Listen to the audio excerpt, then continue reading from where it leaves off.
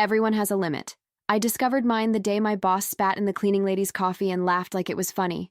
At that moment, something inside me snapped, and it never went back. My name is Clara, and for 8 years of my life, I was a project analyst at a technology company called NexusLog, a beautiful name for a place where most people lived on the edge of exhaustion and fear. Our CEO, Caio Lacerda, was the typical wolf in sheep's clothing on social media. He made videos about conscious leadership, recorded reels with self-help books in hand, and lectured on the power of corporate empathy. But inside the company, he was a monster. He yelled, he insulted, he ridiculed, and worst of all, he knew how to manipulate.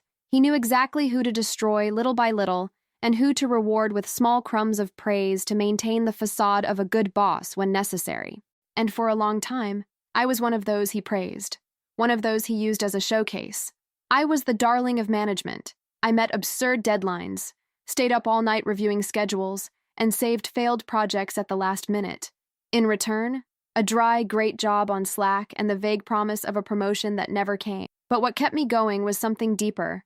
I believed that if I remained indispensable, I would never be destroyed by him. I saw what he did to Carla from finance, to Raphael from marketing, to Lucia from reception. Each of them left the company broken, emotionally, psychologically. One day they were smiling, the next they disappeared with a voluntary resignation letter. And I, cowardly, watched. I watched because I was afraid of being next.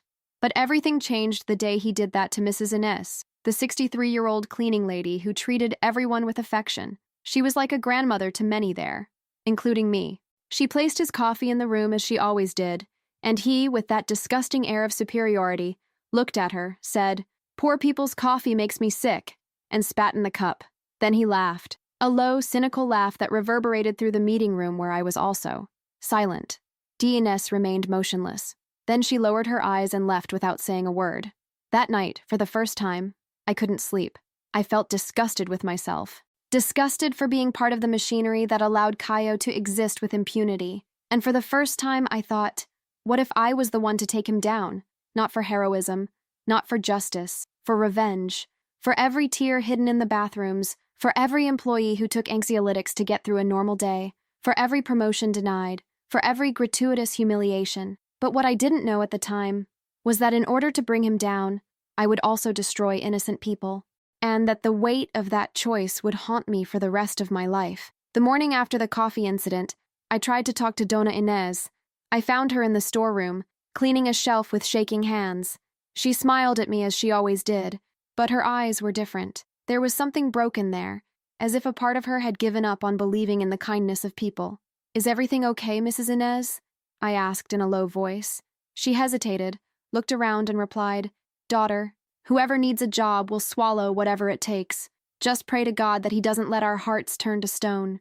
It was at that moment that I realized Caio didn't need to raise his hand. He knew he could win with shame alone. But the straw that broke the camel's back came a few days later, at a monthly meeting with the entire team, an event he called the Excellence Meeting, where he would, in effect, humiliate whoever he wanted under the guise of public feedback. This time, the target was Gustavo, one of the oldest developers, a quiet, competent man, father of 2 young daughters and the kind of employee who never said no. But Caio needed a show, and the reason was a typo in a commit. Yes, a minor error that was fixed in 5 minutes, but it served as a pretext for the massacre. In front of 40 people, Caio opened GitHub on the screen and pointed out the error with a red laser as if it were a catastrophic failure. "This, gentlemen, is the portrait of mediocrity, a junior mistake made by a senior employee. Do you think you deserve the salary you receive, Gustavo?" Gustavo lowered his head. He tried to explain, but Caio wouldn't let him. He made jokes, drawing forced laughter from those who already knew that contradicting him was suicide. And I was speechless, sitting in the front row, the same place he reserved for his favorites, as a perverse way of showing who was protected, until they weren't anymore.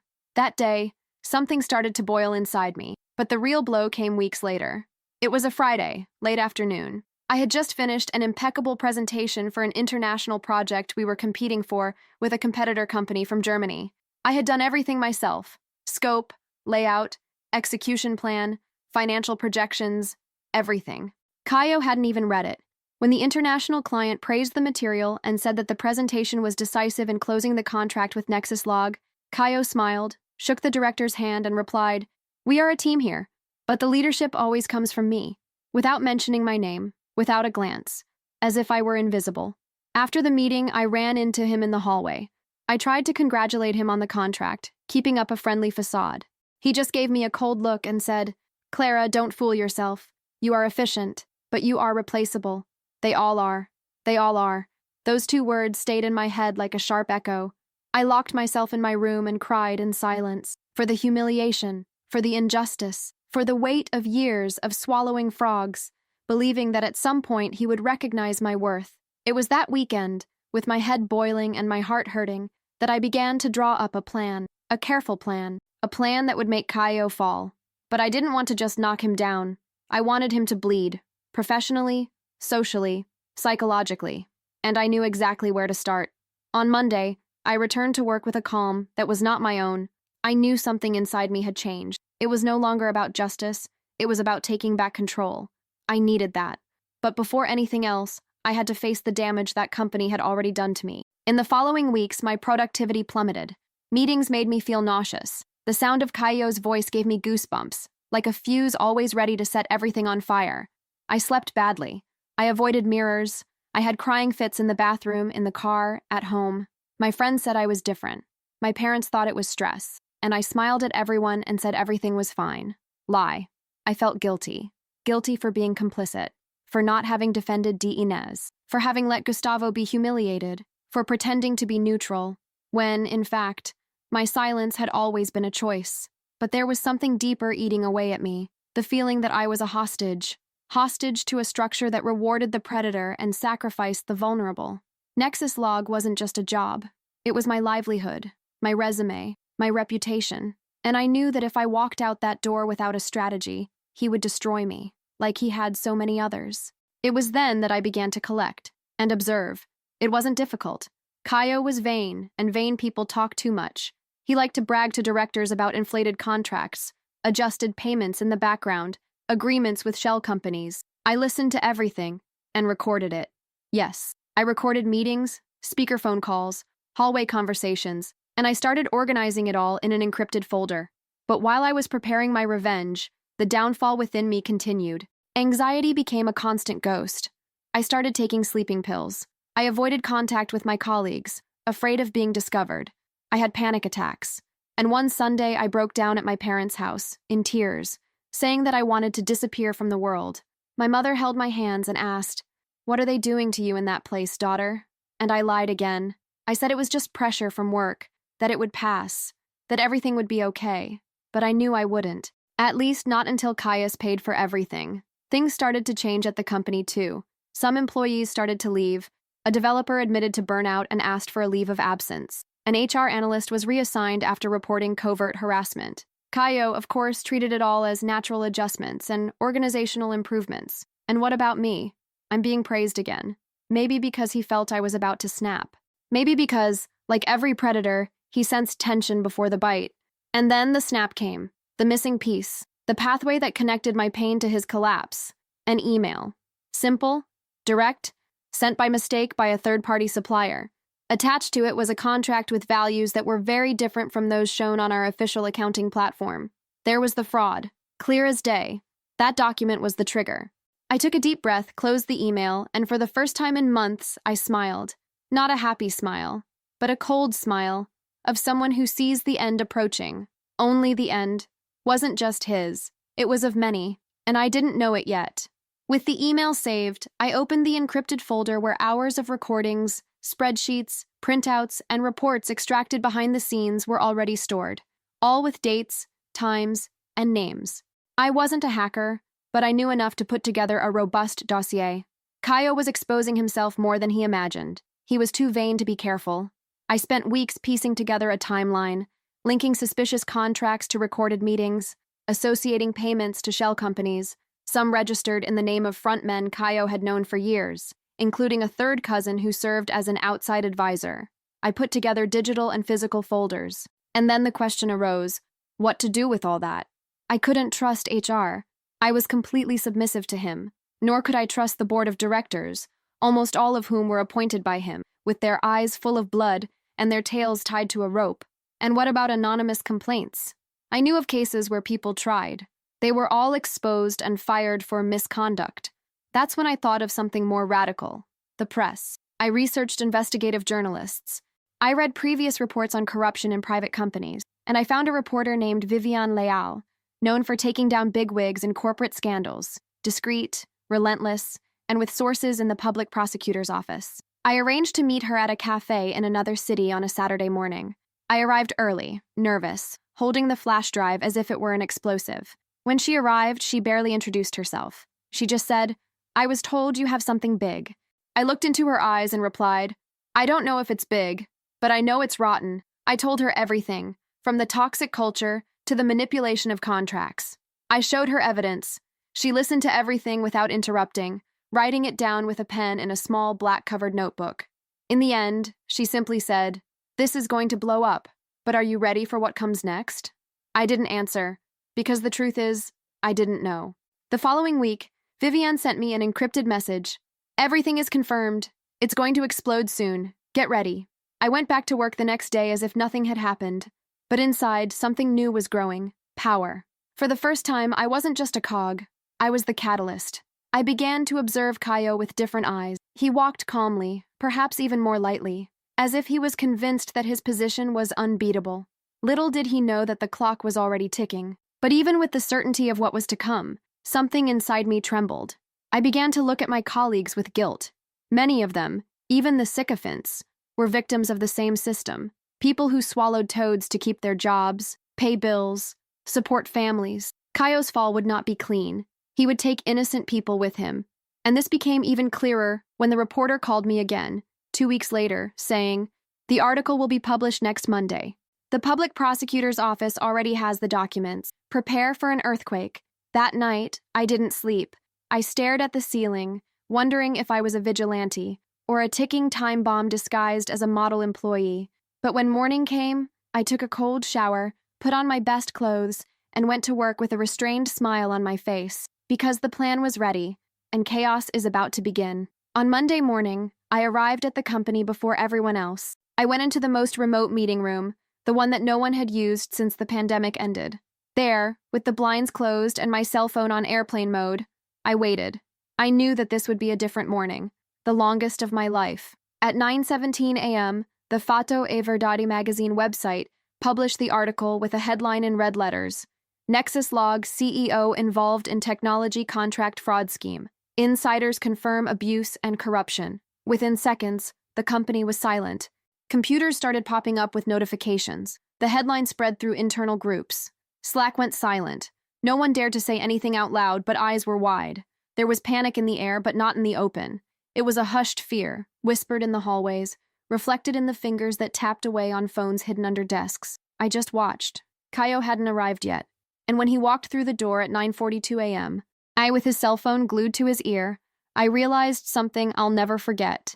He didn't know. Yet. But 10 minutes were enough. His face changed immediately. He turned pale, his eyes scanning the floor as if searching for the source of the attack. He disappeared into his office, and the door locked. After that, the phone calls started, one after another. Managers leaving in a hurry, directors with folders in their hands, the entire legal department in a frenzy. The atmosphere was one of war, but no one knew where the shot came from. Meanwhile, I kept up my routine. I feigned surprise. I answered emails. I participated in a daily call as if nothing had happened. But inside, I felt a cold adrenaline rush through my body. The kind of feeling that isn't exactly joy. It's the anticipation of impact. Late in the afternoon, I received an email from reporter Viviane. "The investigations are officially open. His name will not be mentioned. But I recommend that you prepare your exit, because he will look for those responsible. And he will do it quickly." Exit. The word hit me hard. I had prepared myself to tear it down, but I hadn't truly accepted that it meant losing everything I had built there. Even though that environment was slowly destroying me, it was still my professional haven, my resume, my salary, my routine, my identity. But there was no turning back. On Tuesday, the emergency meetings began. On Wednesday, the auditors arrived, dressed in black, carrying clipboards and folders, and with that look in their eyes that they know exactly what they're looking for. One of them passed me in the hallway and said, "Clara Denise?" My heart froze. Yes, I replied firmly, but with sweaty hands. He just confirmed something on a clipboard and moved on. The penny dropped. Maybe they already knew.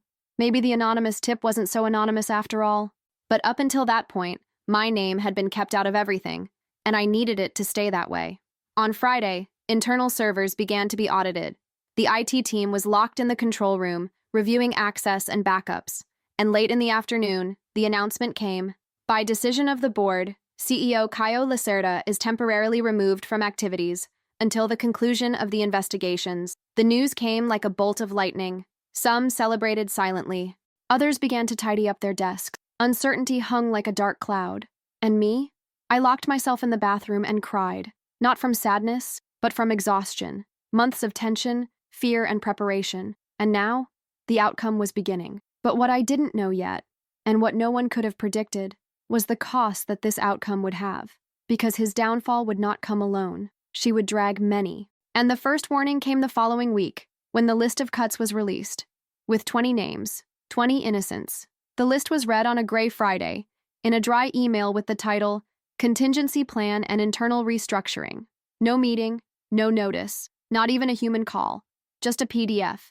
20 names. People with children, bills, plans, people who worked hard every day, many of whom didn't even know Caio was under investigation. The official excuse was budget restructuring in light of the reputational crisis and the suspension of contracts. But I knew. This was the storm I had started.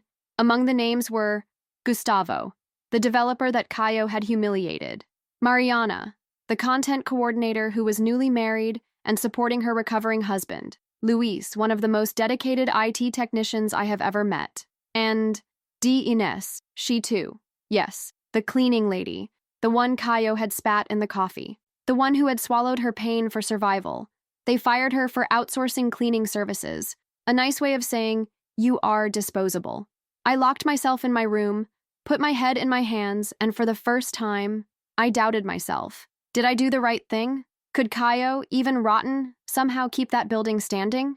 Could his fall have been worth the price of 20 lives? The answer came that afternoon. I was called for a follow-up interview with the auditors from the public prosecutor's office. Apparently, they wanted to understand more about my time at the company, my contact with contracts and directors. A formality, they said. But as soon as I entered the room and saw the eyes of one of them, I realized they knew. Not everything, but they knew that I had something to do with the complaint. I was cautious. I answered what was necessary. I didn't lie, but I didn't volunteer either. A lawyer from the company was present, taking notes, tense. At the end, one of the auditors, a gray-haired man, said, if someone inside the company had the courage to expose all this, they did a great service to society. But they will need to be strong. Because whoever touches a rotten system gets dirty too. And in that moment, I knew. From that moment on, I was no longer just an employee. I was a lingering bomb, and the damage was still spreading. The following week, Caio reappeared. Not physically, but through his lawyers. A lawsuit was filed against the magazine that published the article. Another against anonymous informants, and subtly, rumors began to emerge. It was someone from here who delivered everything, for sure. I bet it was one of the analysts. There are people who just want to see the circus burn down. Paranoia took over the company. Slack groups became deserted. Hallway conversations disappeared. Everyone was suspicious of everyone else. And me? I became an island. I could no longer look my colleagues in the eye without wondering who would be the next to fall. Until one day, the board released a statement. New layoffs expected for the following month. Deep restructuring will be carried out. And at that moment, what was a feeling of victory turned into poison, because I knew that, in the end, Caio had indeed fallen, but we were all falling apart together. The cruelest part? He was still free, responding freely, with his assets intact. And even though he was removed, he continued to negotiate. Sources told me that he was already negotiating a new position at a shell startup, the snake shedding its skin. And I was there, broken, watching innocent people pay for a crime they didn't commit. But there was one final letter, something I saved for last, a document, a recording, and an opportunity for public exposure that was yet to come. Because if Caio thought he had already felt the blow, he still hasn't seen anything. I was tired, not from working, but from carrying the weight of responsibility for a chaos that Caio had sown, but that now seemed to have my name scrawled in the corners. Nexus Log was no longer a company. It was a minefield. Those who remained acted like survivors. They looked at each other with fear, avoided talking, didn't trust anyone. HR was inert. The board, with their bags packed, and me, I was drowning in guilt. Until, one sleepless night, I opened the oldest recording I had saved again. The first time Kaio mentioned the fraud in so many words, a 42-minute audio, captured during a speakerphone call in which he instructed a partner to change the numbers in the maintenance contract, because no one in accounting looks at that exactly. I had already handed over part of the evidence to the reporter and the MP, but that recording, I kept it, for fear and for strategy. It was my final letter. The opportunity arose a week later. Viviane called me to tell me that the public prosecutor's office would hold a press conference to formally announce the charges against Kaio: tax fraud, money laundering, abuse of power. She invited me to attend, as an anonymous source, but as I listened to that summons, it dawned on me. It wasn't enough for him to be indicted.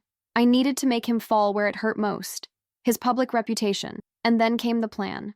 I contacted a former NexusLog intern who now worked in video editing. I told him in brief what I needed. He agreed right away, without charging. In 2 days, we put together a 7-minute video with excerpts from the recording, scanned documents, animated graphics showing the deviations, all with a voiceover and a neutral visual identity. We posted on YouTube on a new channel, Voces Silenciadas, and we sent the link anonymously to all the media outlets that had already reported on the case. The video went viral in less than 12 hours. The next day, it was trending on Twitter with the hashtag #KaioKaiu. The reactions were explosive. It's no longer supposition, it's proof. This man has humiliated employees for years. Now he's getting a taste of his own medicine. This is a lesson in how to destroy a toxic empire from within. Kaio released a public statement saying that the video was fabricated, maliciously edited, and that he would sue those responsible. But no one believed him. The recording was clear. The voice was his. The evidence was chained together. NexusLog's partner companies broke contracts.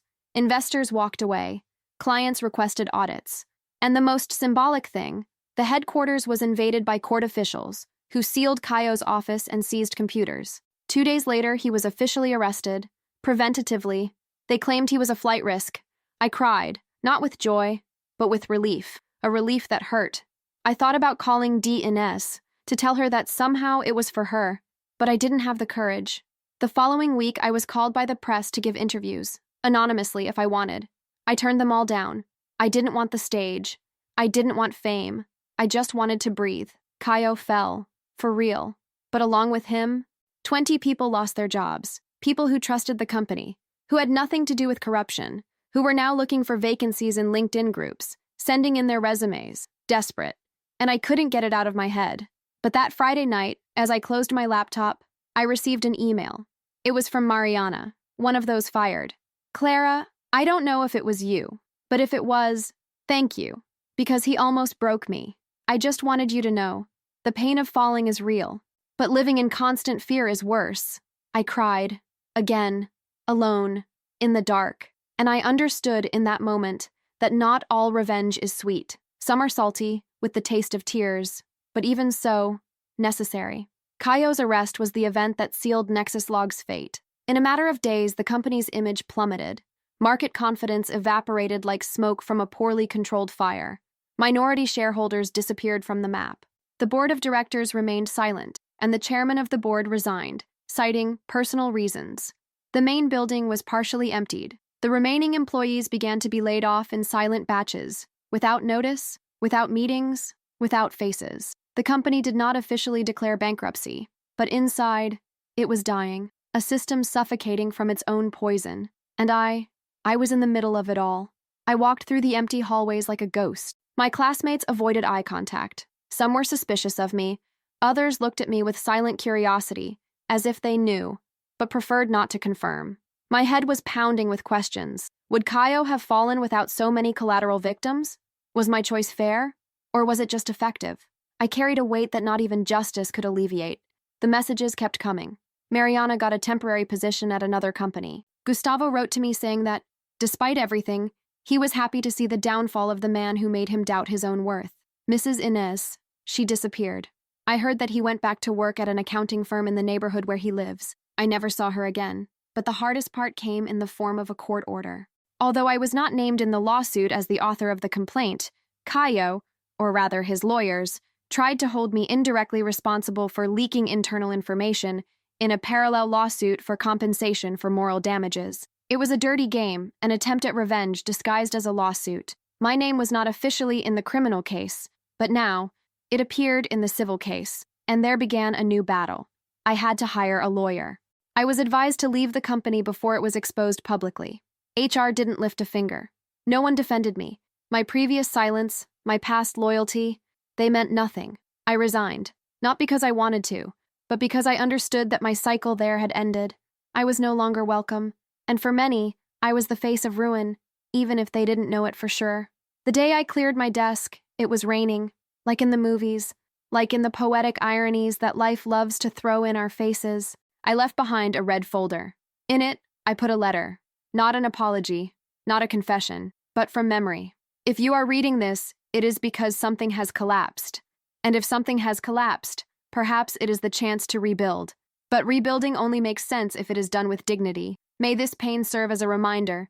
No company, no boss, no badge is worth the price of your peace of mind. I only signed, from someone who couldn't stand to stay silent any longer, and I left. The next month, my life was a vacuum. No job offers, no phone calls. HR seemed hesitant. Maybe my image was too closely associated with the scandal, even in silence. But something unexpected happened. I received a call from Viviane Leal herself. She told me, a group of former NexusLog employees want to create a startup. Serious people. And guess what?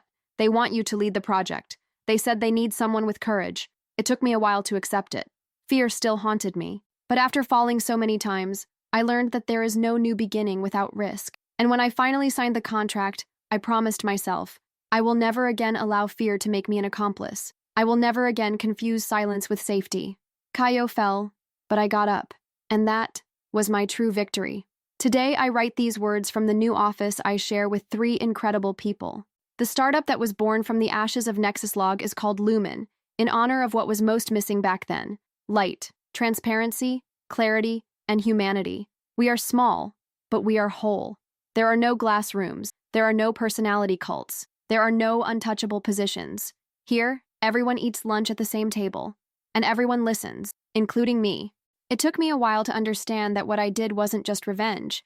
It was a deep cut into a system that pretended to be modern, but operated on fear and silence. And though the price was high, I'm increasingly certain that it was necessary. Yes, 20 people lost their jobs, but how many more would have gotten sick, given up, been trampled on if no one had done anything? How many stories of abuse would be repeated, hidden under aggressive goals, motivational meetings, and illusory bonuses? Caio remains free awaiting trial.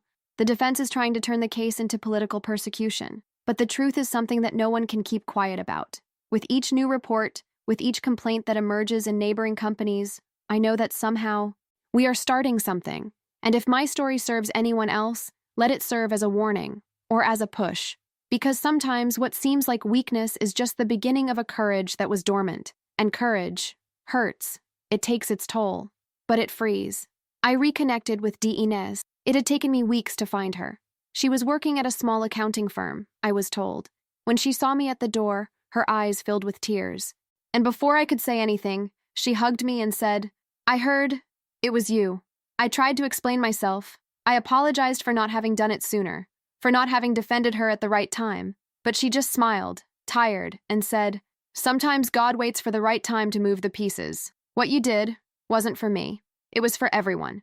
Just don't forget to move forward, daughter. Those who only carry revenge sink into it."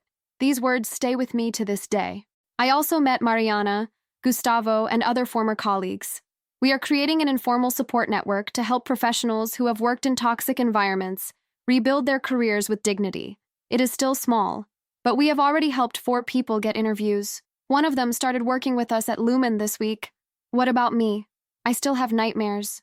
I still wake up sometimes sweating, hearing Caio's voice shouting in the hallways. The guilt hasn't gone away. But today it's lighter, because I did something. Because I chose not to be an accomplice anymore. Because I spoke up when no one else could. This story does not have a happy ending in the traditional sense. There is no applause. There is no just and resolved world. But there is something that is worth more: clear conscience. And if you are reading this, and you are living today in silence, in fear, wondering if you are exaggerating, if it is just another bad day, Trust your pain. It's trying to save you. And if you ever have to choose between being loved or being fair to yourself, choose fairness, even if it hurts, even if it sounds crazy, even if the whole world calls you a traitor. Because sometimes being a heroine isn't about saving everyone. It is refusing to continue being an accomplice to the executioner. And I was an accomplice for too long. Today, no longer.